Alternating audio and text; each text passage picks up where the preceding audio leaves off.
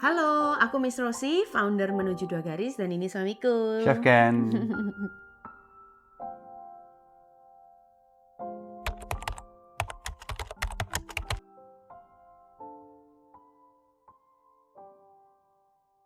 Sebelum menjalaninya ya, aku tuh selalu berpikir menikah itu kayak Cinderella yang dijemput sama pangerannya, terus kehidupannya berubah menjadi lebih baik, hidup di dalam istana. Istilahnya aku tuh punya mental princess pada saat aku itu single. Jadi aku menganggap pernikahan itu yang akan menyelamatkan aku dari kehidupanku sebelumnya. I always think about marriage itu kayak gitu. Kayak gitu. Jadi aku tuh menanti pangeran berkuda putihku untuk menyelamatkan kehidupanku. Gitu. Oke. Kalau aku ya karena mungkin aku sudah terpapar dengan dunia pertikahan kan banyak ya. Jadi aku dari awal sudah tahu bahwa marriage is about responsibility ya. Bukan hanya kepada pasangan, bukan hanya kepada keluarga inti, tapi juga keluarga besar, istilahnya kayak gitu. Jadi kayak orang tuamu, orang tuaku, saudaramu, saudaraku juga, ya istilahnya seperti itu. Gitu sih. Jadi ya kalau kita nikah itu dari awal aku sudah punya pemahaman bahwa apa yang dialami keluargamu itu juga menjadi bagian dari tanggung jawabku. Jadi kayak gitu. Ya gitulah. Sebentar, ada yang menarik di sini. Kamu bilang kamu memandang pernikahan itu pernikahan dua keluarga. Bagaimana dengan hubungan suami istri? You haven't mentioned about it. Ya kalau hubungan suami istri sudah pastinya lah. Ya cuman yang di sini yang aku nggak pernah terbayangkan itu adalah how we tune up each other itu. Jadi komunikasinya seperti apa segala macam. Karena ya seems like oh ya kalau kita lihat di luar sana itu ya pernikahan itu bahagia gitu ya. Pernikahan bahagia, nggak ada konflik apa segala macam. Ternyata the other way around. Ya, konflik itu justru datang terus ya kan, karena kita selalu mengasah ya manusia, menajamkan manusia istilahnya. Ya seperti itu sih. Jadi ya tapi along the way is good lah. Berarti kamu sebelum nikah kamu selalu membayangkan pernikahan itu yang baik-baik saja gitu. Iya, ya bukankah itu yang ditawarkan ya? Enggak, soalnya banyak orang di luar sana membayangkan pernikahan tuh justru yang serem-serem aja sampai mereka takut menikah kan. Really? Iya, gitu di sekeliling mereka banyak orang yang selingkuh, pernikahannya nggak berhasil, akhirnya mereka jadi takut nikah gitu. Tapi Kalau aku sih bayanginnya oh iya bisa pergi bersama-sama apa segala macam. Ya nggak kebayang tuh kalau duitnya habis tuh loh. Ya.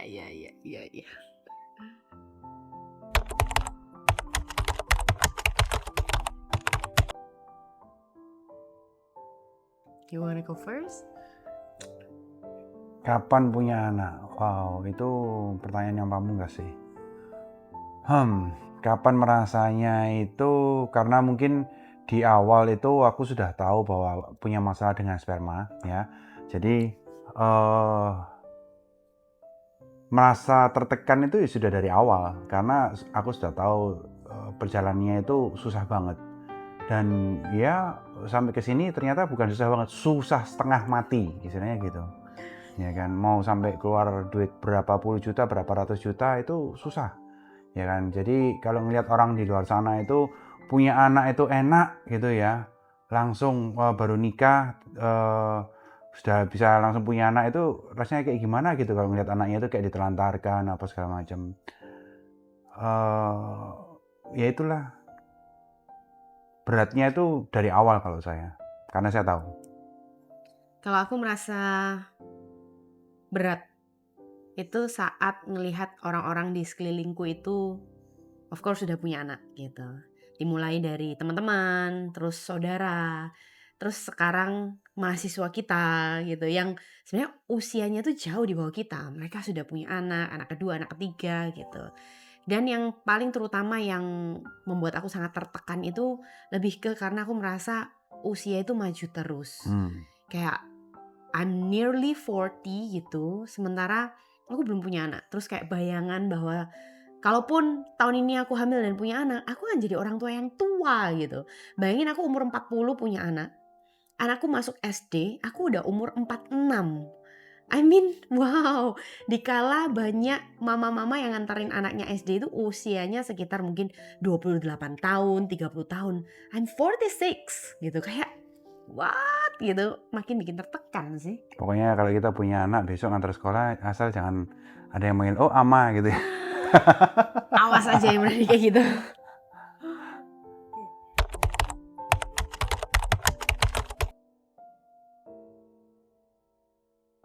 Paling menyakitkan ya? Kalau aku, Banyak ya. tapi Banyak yang yang menyakitkan. paling Apa? menyakitkan Oke, kamu apa? pas aku dibilang sama salah satu saudaramu kayak, kita ini susah punya anak karena kita itu kurang berbakti sama orang tua. Itu kayak hit me hard gitu.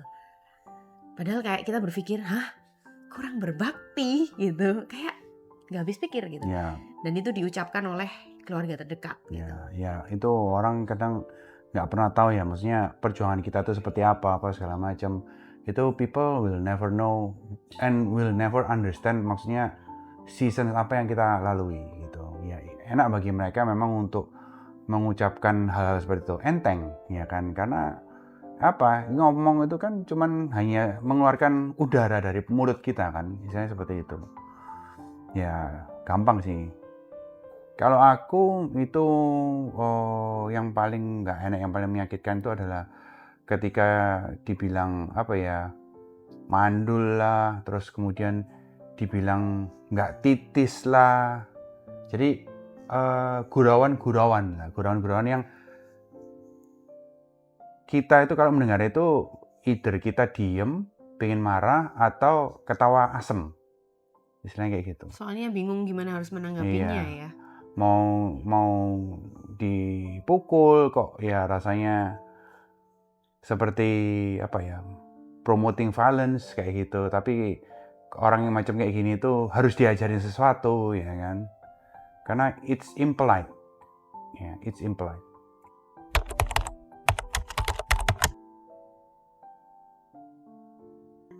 Ya itu tadi, awalnya aku kerasa marah.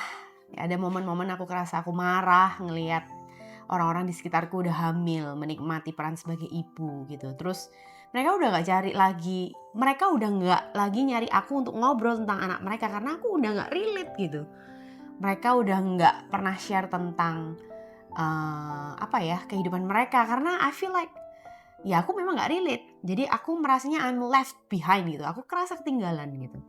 Jadi ya ada kalanya aku kerasa marah, ada kalanya aku kerasa sedih, ada kalanya aku merasa mengasihani diri sendiri gitu. Kayak gak belong to this society hanya karena aku belum punya anak.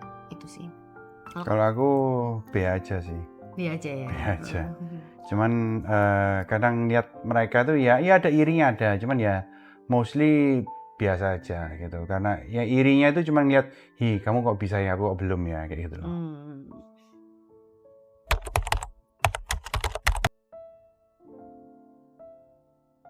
Ya karena kita berpikir nikah itu bukan cuma untuk punya anak. Kalau aku gitu. Buat aku pernikahan tuh jauh lebih daripada sekedar bereproduksi dan punya anak gitu. 13 tahun kita menikah, aku tuh merasa gak pernah nyesel nikah dengan segala dinamikanya, dengan segala roller coaster dan dramanya. Tapi it shaped me to be a better person. Aku punya dia yang selalu nemenin atau barengin aku.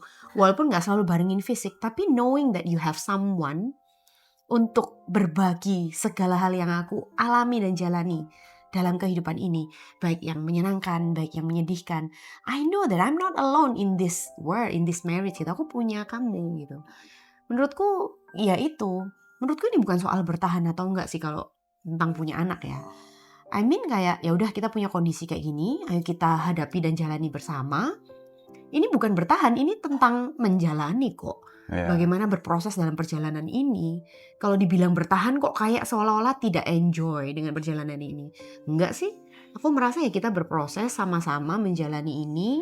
Promil sampai nanti Tuhan bilang oke, cukup. Apapun hasilnya ya kita jalani berdua. Ya, for me nikah itu bukan hanya sekedar reproduksi apa segala macam ya, tapi juga yang paling penting itu kita harus menjaga komunikasi kita sama pasangan satu sama lain ya. Karena ya kenapa saya bisa bilang gini, itu saya ini orangnya introvert ya, tapi bayangin kalau seumpama berduaan terus sampai tua itu nggak ngomong-ngomongan ya kan, atau komunikasinya itu sangat minim sekali ya, itu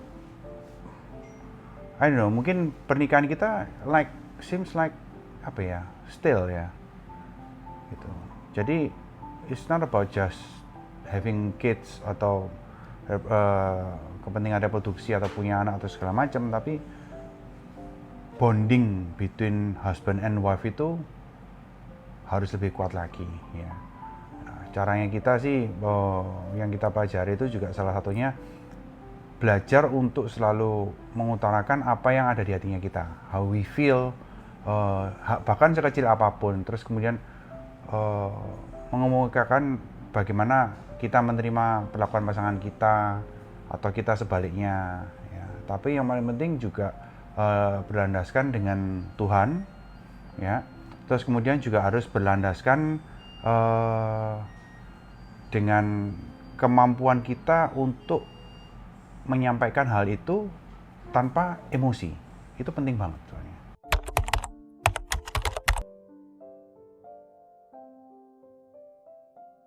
Keluarga ya, berarti keluarga kita ini aku dan kamu. Keluarga inti maksudnya? Ya, keluarga inti ya. Oke.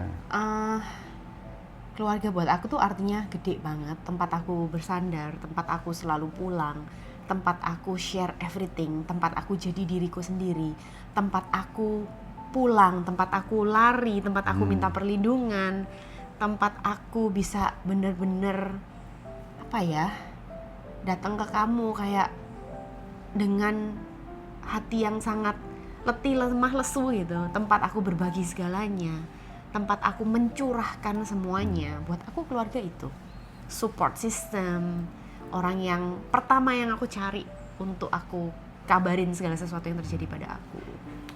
Bagiku keluarga itu cukup digambarkan dengan dua kata, rumah impian. Apa itu? Coba jelasin. Ya, how we see our home, ya bagaimana kita pingin rumah kita tuh seperti apa, yang bersih, yang nyaman ya kan, nggak ada pertengkaran apa ya. Keluarga itu harusnya itu seperti itu ya. Kita nggak bisa, maksudnya untuk rumah pun kita tidak bisa ngomong rumah harus selalu bersih kalau kita nggak bersih kan ya. Otomatis untuk keluarga pun sama, if you want our family itu to be happy ya, do something about it. Perlu usaha untuk ya membahagiakan, untuk membuat rumah kita itu jadi lebih indah ya, itu semuanya perlu usaha.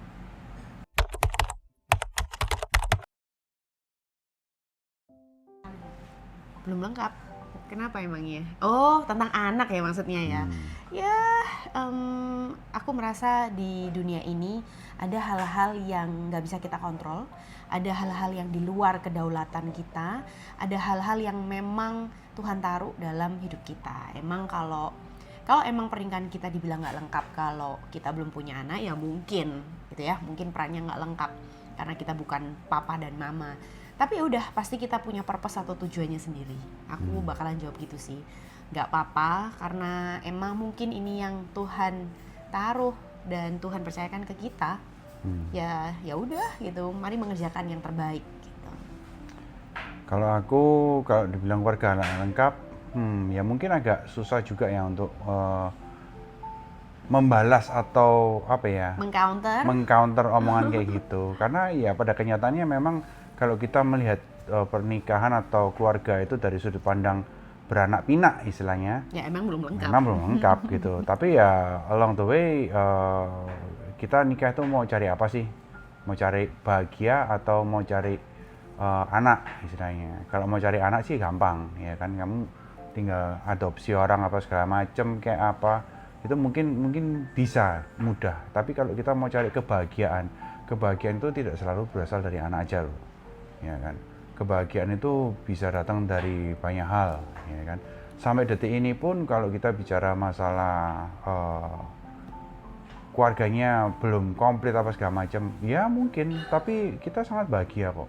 Maksudnya, ya pasti ada ups and down ya, tapi along the way, kalau dilihat grafik pertumbuhan hubungan kita, itu ya pada umumnya pasti naik, ya kan. Maksudnya saya sama istri saya ya, itu seperti itu. Karena ya kita berusaha untuk memahami bahwa pernikahan itu adalah building happy family, ya kan, happy between husband and wife.